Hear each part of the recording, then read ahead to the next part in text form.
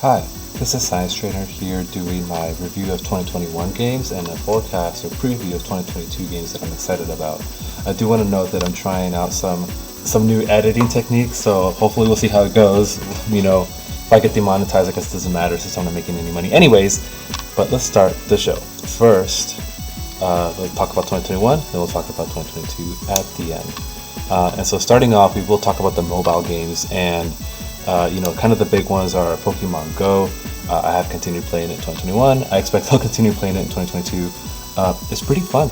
You still catch the dudes, and I traveled this last year. Vaccinated everything, so I felt like it was okay to travel. And it's fun playing Pokemon Go in a different area, trading and stuff. That's great. The PvP is sometimes fun. I did give it a break for one of the seasons last year. I'll battle and I'll make it to like level 20, and then I won't advance anymore, like Ace Trainer. And then I won't advance, it'll be too difficult to beat the point system. So that kind of sucks, and so that's something I don't like about the game. And then you have the tours coming up, so this one's Johto coming up. I don't know if it's worth spending money to stress yourself out to try to get all these 100 different Pokemon that are coming out during this event, this weekend. You have to trade with somebody else. I don't know, that doesn't necessarily sound fun to me. So just based on the reviews on Kanto, you kind of need people to trade with and kind of stockpile the candy beforehand so you could evolve up to the ones that you were missing. So I don't know about all that. I don't think I'm going to be doing that event this year either. Maybe next year if they have Hoenn for 2023, I guess that might be something to look forward to. But all in all, Pokemon Go is still fun. Catching Pokemon is still fun.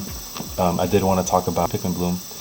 So this was fun for a while. You plant the flowers, you catch the Pikmin and stuff. But after a while, the long-term mechanic is to get these Pikmin with souvenirs, and eventually you're like, my 10th cup, my 20th plant, my whatever, and the way to kind of get them all is to make sure that you have Pikmin of all the colors coming from, the medical, from the restaurant, from the cafe, from all these different locations. Some of them are very particular, and I don't know, eventually that's just I lost interest, so I haven't played this game in a while, but it was fun for a while.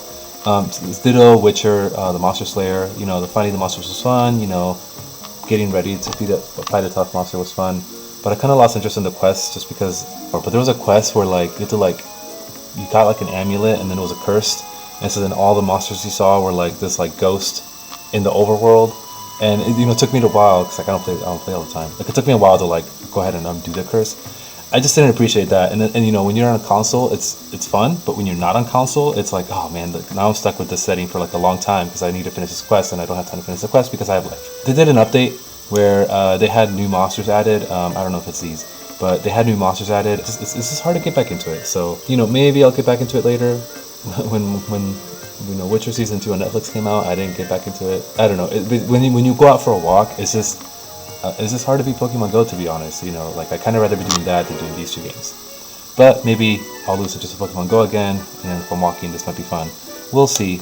On to the Pokemon games. And so here, I did want to attempt to show some videos for Pokemon Snap. And so Pokemon Snap was just a really great game. I liked seeing the Pokemon in high quality, doing all the activities that they do, and you join the fluff fruit and the Illumina orbs to try to get them to do their special actions. It's pretty fun, and there's so many Pokemon that there's definitely a lot of depth into it if you want to get them all. I will say that once I unlocked all the regions, I kind of was diminishing returns. So it's hard to get me to 100% a game, and so that was something that was less engaging in the end game, but I think the game itself was really fun. And then they released some DLC where the Pokemon are bigger, and so I think that's really cool. And so that's something that might be fun that was a game that I enjoyed. I'm glad I played it. I hope they make more of that. The other Pokemon game I want to talk about is Pokemon Unite. This is Pokemon Soccer. Basically, you go get the soccer balls or the Pokemon, you get those points, and then you have to score them in the opponent's goal. And that's really, and honestly, that's just fun by itself. So I played this for a season in the summer, and tried out different Pokemon. I got some items and kind of leveled them out. I won some matches, I lost some matches, so that was pretty fun. I like Pokemon Unite. If you have downtime, I think this is a good filler game to play. There's people complain about the monetization and the different costumes and stuff. I just didn't give it any money. So I mean, yeah, you can spend money, but I didn't, and it was still, I still got a couple hours out of it. I guess if I had downtime in other games, I could go back into it into the future. For now, I think, we'll leave it to the kids to play. There's other things I'm more excited about, but it was a fun game back in the day. And then I do want to talk about Pokemon Brilliant Diamond, Shining Pearl. I mean, yes, you get to see Sinnoh with higher D when you go do the Pokemon battles, and you do the battles, like that can be fun. But you're not always in the battle. Sometimes you're in the overworld, and it's just like, oh man, this formula sucks. Like, you have this like grid. I mean, look at this map, right? So you look at this grid, and you just kind of like, seriously, this was a 2021 game where you have to like walk in this grid. And for like the main game, the Pokemon aren't even in the overworld. I mean, thankfully someone follows you, but apparently not everybody is like how all the models look. And then in like these caves, like there was the Grand Underground, like there are regions where like the Pokemon are running around, but that's not consistent. And then you have like the Chibi thing, which I didn't appreciate, so I didn't even buy the game. I just saw the reviews and I'm like, no, this is going to be one of the few generations of Pokemon games that I'm not going to play. I think, especially comparing to Sword and Shield, like I played Sword and Shield and I loved it. A lot of the Pokemon were visible. You had like the wild area, and then you had the DLC, the expansion, which kind of had even more things to explore. And that was good, and I'm excited for that direction that Pokemon's going in. More on that later. I'm a little disappointed in just Brilliant, the decision to make a game like Brilliant Diamond, Shining Pearl. But whatever, they gotta make money, I guess. And so I'm sure that this game made them money. I'm just kind of excited for what's coming in the future. And then on to Resident Evil. And so here, I have, I'm just going to talk about some of the games I played, even though they're a little bit late. So, I did play Resident Evil 3, and it was really good. Like, I had played Resident Evil 2, the remake, and, that was fun, like going back into Raccoon City and like the police station and stuff. And so Resident Evil 3, you get more of that and the Nemesis. And so for the Nemesis, like half the time you're just running away, and the other half you're like fighting the Nemesis.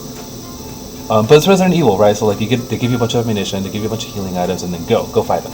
So that was cool. And then it's not only that, and so I do want to point out that there are areas where you explore. And so you explore the map, you dodge the zombies, you get the puzzle pieces, you unlock the door, whatever, to go to the next area. And there's secrets, right? So if you get all the things, you can get like, upgrades to your guns and stuff. That's fun. That was cool. So I like that the game had both, and I love that Resident Evil kind of took this direction. I know I'm playing this game late, but it was really good, and I'm glad I got a chance to play it again.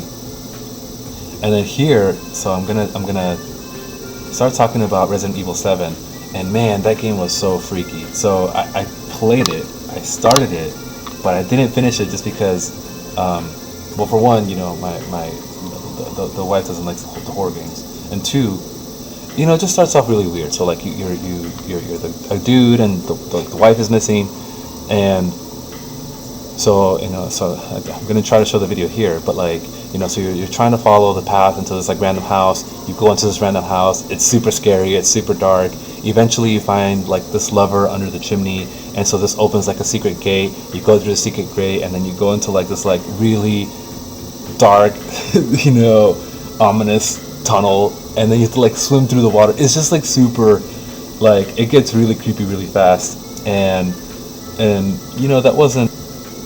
It was hard to kind of keep up with that pace. I mean, I'm sure it gets better, right? Resident Evil kind of has a formula where it's like it's scary, but it gives you the tools to kind of like can make it through. And if you keep dying in an area, then like it'll like like what is it, adaptive, makes it easier for you and stuff. And so that and it's fun, and usually the stories are interesting. So that's all good. It was just hard for me to kind of finish that. And then kind of going on with that, then we have Resident Evil 8, which I also, I kind of want to do, yeah, so I kind of want to do the Resident Evil 7 before I do Resident Evil 8. Resident Evil 8 sounds fun as well, so I'm excited to do that. And then, of course, I'd be remiss without talking about Resident Evil 4 VR. And so here's Resident Evil 4 VR. This is probably like the third, fourth console that I played the game in, and honestly, it's still good. It still holds up. It holds up very, very well. It's the same game roughly, right? So like you're still fighting, the Ganado, You know, go to the village, the castle, the island, and stuff. You know, Ashley, blah blah blah. So that's all the same. That's all good. You know, still a solid game, right? Well, the big difference with the VR is that you can actually like interact with the world, and so you're not just like pressing X to like turn a dial. You're actually literally pressing the dial or pulling a lever or reloading your shotgun. And so I think the VR is really promising, and you know, playing Resident Evil 4 in VR was great. I'm excited for. I mean, I know there's like Resident Evil 7. It's not for the Oculus Quest 2, so we have the Oculus Quest 2. I think there's going to be some good stuff coming out for that later. So I also want to talk about the movie real quick. So Resident Evil: Welcome to Raccoon City.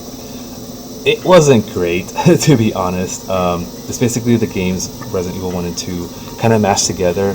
And one of the big differences is that instead of Raccoon City as like a town, and like Umbrella like pollutes the water and stuff, you know, here's like Claire and Leon. It was a little different, you know, not gonna lie.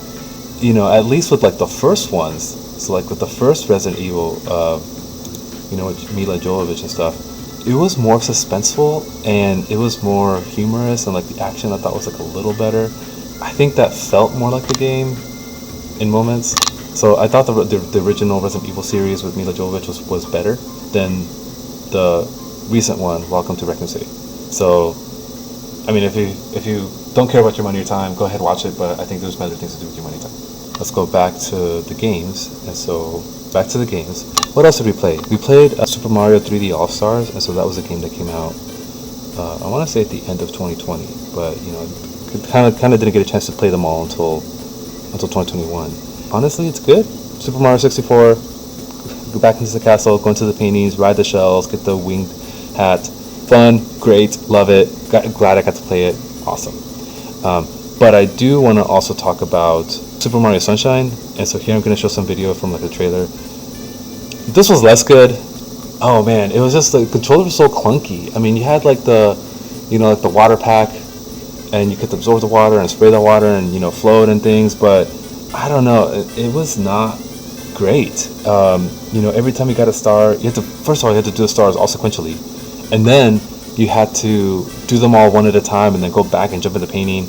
And you know, honestly, it was a game that I couldn't even finish. So I made it to like the second or third world, and I'm like, ugh, like I'm getting, you know, this is more tedious than it is fun.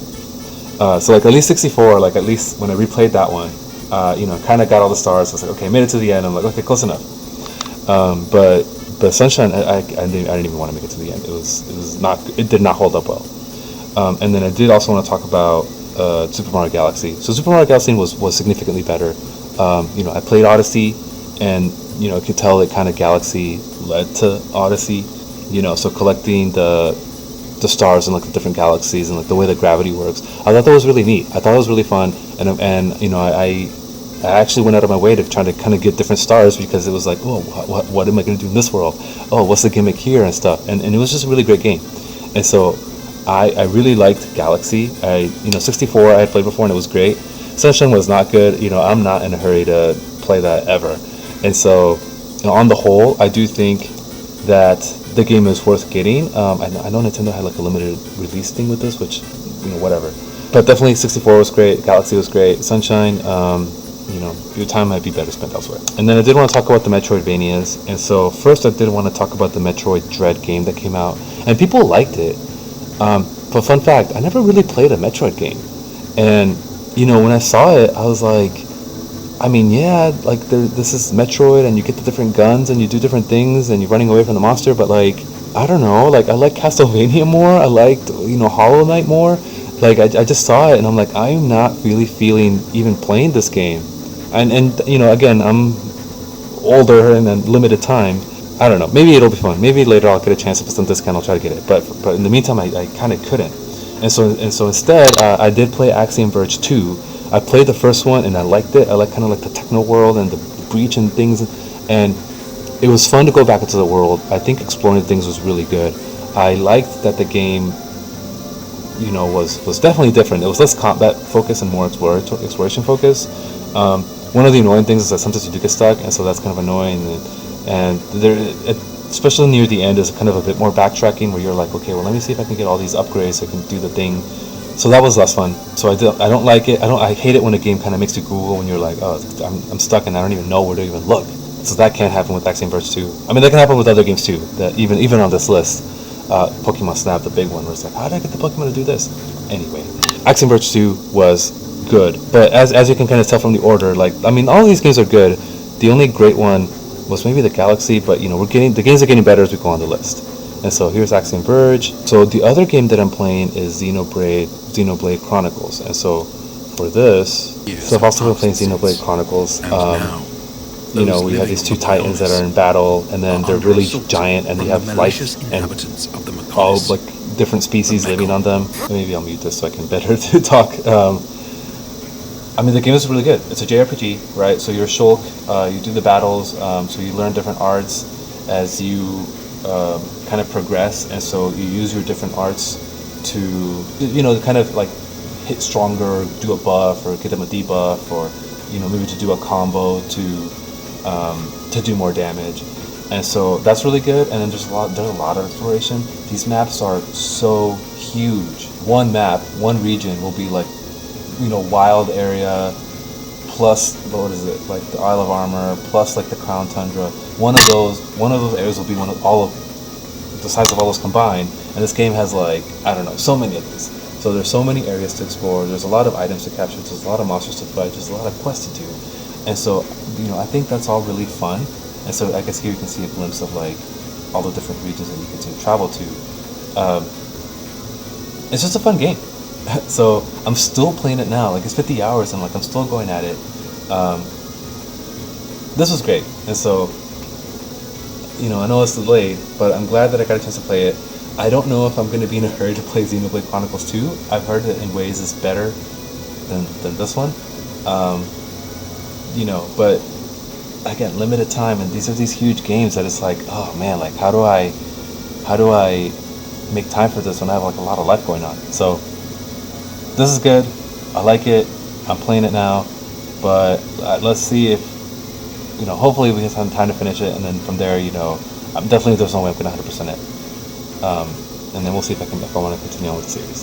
Credit to Nintendo and I want to say IGN for some of the video that they recorded.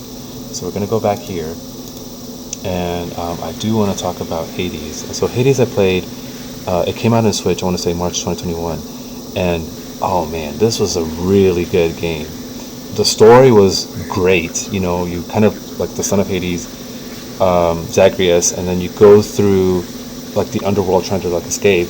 And so you fight different monsters, and every time you go, you collect different power-ups, and then as you continue on, like you power up. So eventually, like you get the ability to like get a second life. So every time the first time you die, you get a second life, and you can kind of keep going with your current skill set. And it's a roguelite. So you know, when you die, you kind of have to start all over. But it's good, and so this was I think this was like the first roguelike that I actually finished, in the sense that like I made it all the way to like the quote unquote end, and you know, beat the final boss and completed a run. And so you know, I think that kind of speaks to both the gameplay, that it's really fun, that there's different weapons that you can use to play, and different upgrades that you can use to upgrade your weapons, and they're all really engaging, and they're all really like it's just great to try them. And the story, like, because you don't just make it to the end. After you do the end, there's like other things to do. So like after you can make it to the end like 10 times, you know, there's kind of like more plot that opens up, and then even after that, there's even more and more plot that kind of opens up, like in the longer game. You know, kind of completing the game even more times. And so I like that. I like that there's depth to it. I don't know. I mean, again, the game is fun. The story was good. The depth was good, and I played a lot of it. And so I strongly recommend Hades if you haven't given it a try. And then I did want to switch to, and so here I just wanted to show real quick like what it is that I'm playing. And so I'm playing Xenoblade Chronicles now. You know, I got Zelda again recently because it was on sale. Thank you, Black Friday. You know, here's a Mario game, here's a Unite, here's Axiom Verge. You know, these were from a while ago. Hades was, you know, again, really good. I still own that game. I didn't sell it. I actually sold back the Pokemon and the Pokemon Let's Go and Pokemon Sword Shield. I sold that back, but I kept Hades because I'm excited to play it again. And so yeah, those are the games that I played on Switch. So that's that. And then what else am I playing? If you watch my YouTube, you know that I'm playing a ton of Digimon, and so I'm just having a lot of fun building decks, opening packs. I'm having a lot of fun collecting stuff. And I even play in tournaments. So I play in some online tournaments. So that way I can stay safe with the COVID and things. And I love Digimon. I love playing. I even win some. So I've gotten some like top eights in some sometimes when I play well. And so right now we're in the the EX era is the game that the set that's just shipping, and so that haven't got any of those yet. But the game is really really fun. So that's one deck. And then the main one that I'm playing is like the Titamon discard deck, and Kinkakuma promote. So this is kind of the deck that's been a little bit better for me lately. Yeah, I spend money, but I just like collecting. I like watching, some of the YouTubers talk about price and like different things that they're playing, different decks that they're building. I like following the Reddit, so I know what's kind of being released in Japan. Maybe what the cards will be good in the future, what cards will not be good. Just a little bit of investing in that too. Like you buy a card and it'll go up and down in price, and so that's really fun. So yeah, I want to say that the Digimon game has been really fun. I hope I get to continue playing it. Maybe I won't be playing it as dedicated as I was in 2021, but I'm definitely going to continue playing it in 2022. And then the other thing I want to talk about is the Pokemon TCG. And so I'm not really playing Pokemon. I'm more so just collecting things. And so I've been buying some PSA, some graded products. And so, the market is in a low point, and so I've been buying some more graded stuff. So this is like a PSA 8 Zapdos from 1999. This is a 1999 Moltres first edition. This was basically twice the price of this one. And then kind of like the first one that kind of got me back into this was the Marnie. This is PS9, PSA 9 mint, really good. And so I kind of listed the price that I did. So if I do any selling later, at least I kind of know what my starting point was. So doing this was fun. And here I want to talk about, it's been a fun game to maybe shop and see what's available. And so let's do this, and I'll show you guys what I'm seeing. And so what I've been doing is searching for auction time ending soonest Pokemon PSA, and just see if there's any deals out there. And so for me, I'm in North America. Sometimes there are deals, right? So this is a 2000 4C 1999 Shadowless Jinx PSA 10.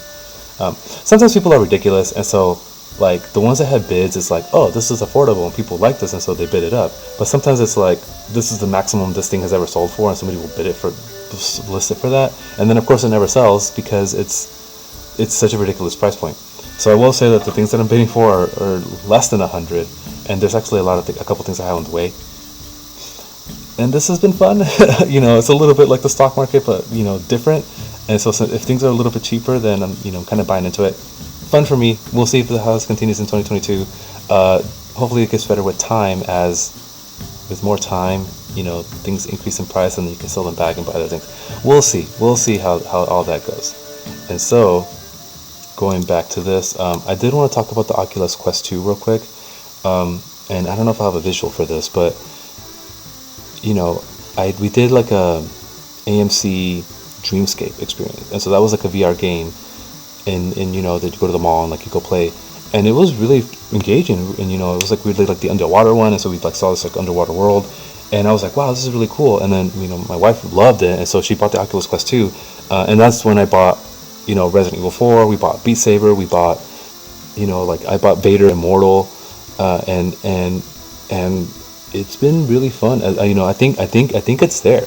So people in the past, the VR has not been great, or you needed to wire it up and stuff. And there are still consoles out there, VR consoles, where like you have to wire them up, and maybe like it's a little clunky to play, but I do think that this is going to be the future.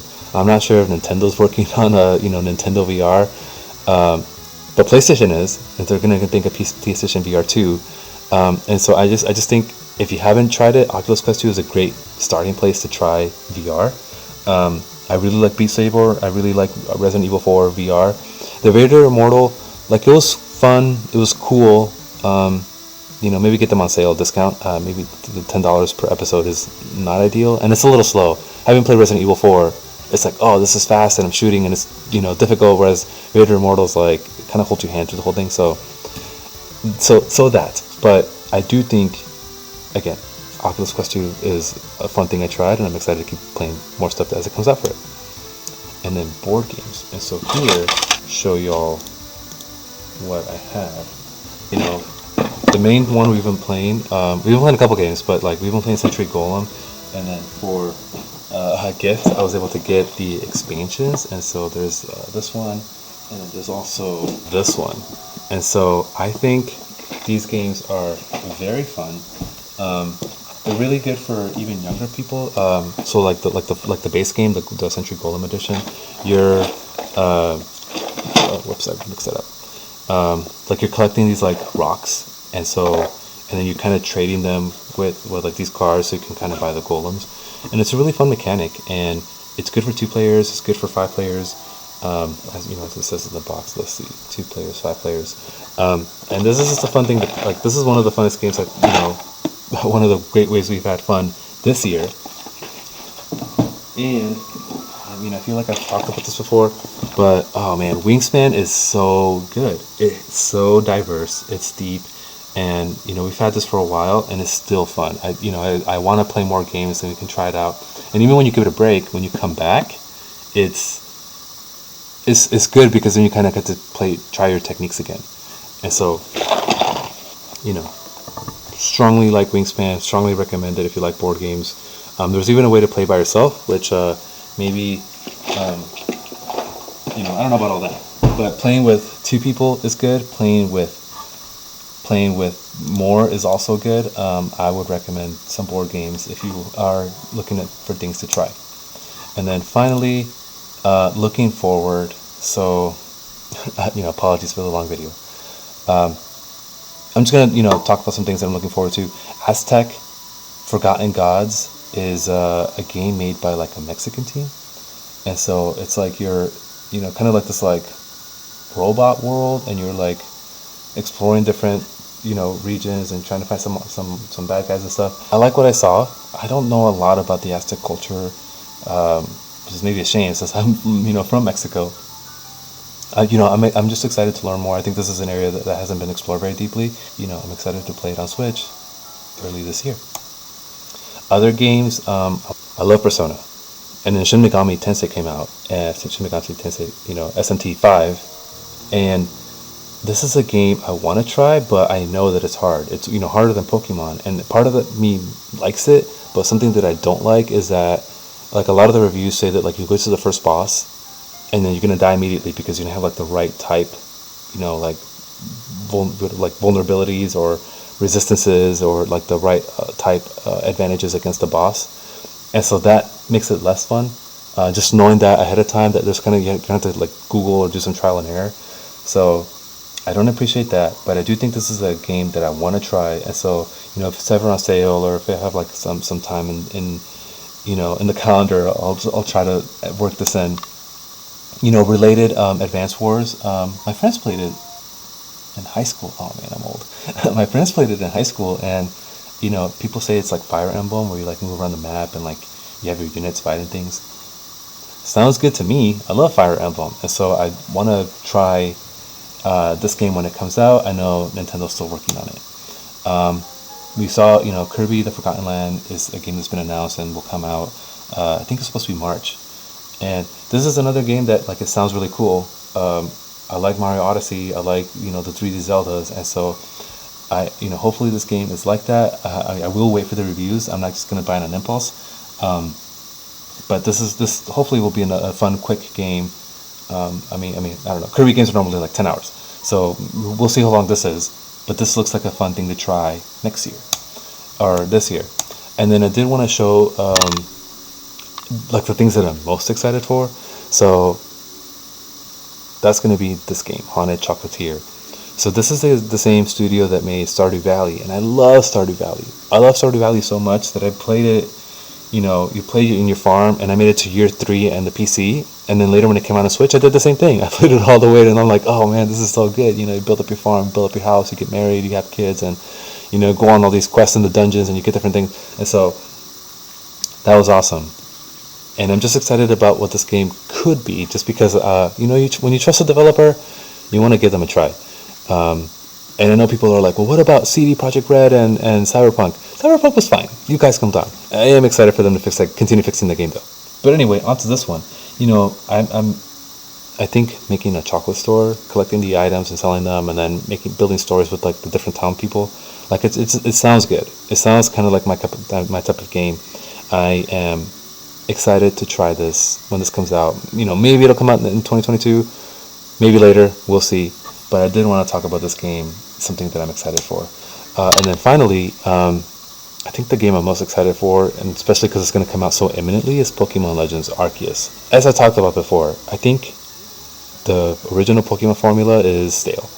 It's, when you play Sword and Shield, and especially when you play Brilliant Diamond, Shining Pearl, it's basically the same game from 1997, right? It's collecting the Pokemon, you go to the gyms, and random battles in the grass and things, and we need something new. And so the fact that this game is going to be more Pokedex focused, and you're going to try to catch the Pokemon and complete the quest, and maybe collect more than one, so you can like complete the Pokedex entry for for a Pokemon. Like that sounds really awesome. Overworld, open world, and the fact that you can interact with it and collect different items, that sounds awesome too. They revamped the battle style, and that was something that's been needing to happen for a long time. So the rumors are that there's no held items, there's no abilities, you just battle, but the moves are a little bit different. And then there's like the strong style and like the fast style. I want more of that. Like you watch the anime and you're like, oh, the Pokemon world could be like this, and then you play the game and you're like, well, it's not exactly like this. And I think maybe like it could be better than the games. And I think Arceus is the answer that we've been looking for. We'll see. So far, I think if the game's going to come out imminently, and people have high hopes, and from what people gather, it's good. I think I've heard enough that I think I will buy it day one. Not sure how I'm going to budget it in with all the other games and things I'm trying to play, but if you guys like Pokemon, and if you guys are maybe wanting something fresh, try something different, I think it's worth at least trying this game, just because it is different. And what you don't want is for Game Freak to be like, oh, let's make XY, and we're going to do a quote-unquote faithful remake. Oh, well, that'd be so garbage if they did that with XY, right? You want them to do more open world. You want them to do more Pokemon that you can see in the overworld. Let's move the franchise forward. Let's make the game fun, right? And fun isn't what was fun in 1997. So that's where I'm at. I think this is the game I'm most looking forward to right now, and we'll see what other games come out. And so this video has been long enough. Thank you guys for watching. If you want me to talk about these other games, we can go ahead and do that. And if if you have anything to comment or anything to disagree, go ahead and put it down there, and then we'll work that in. Thank you guys. Have a good day.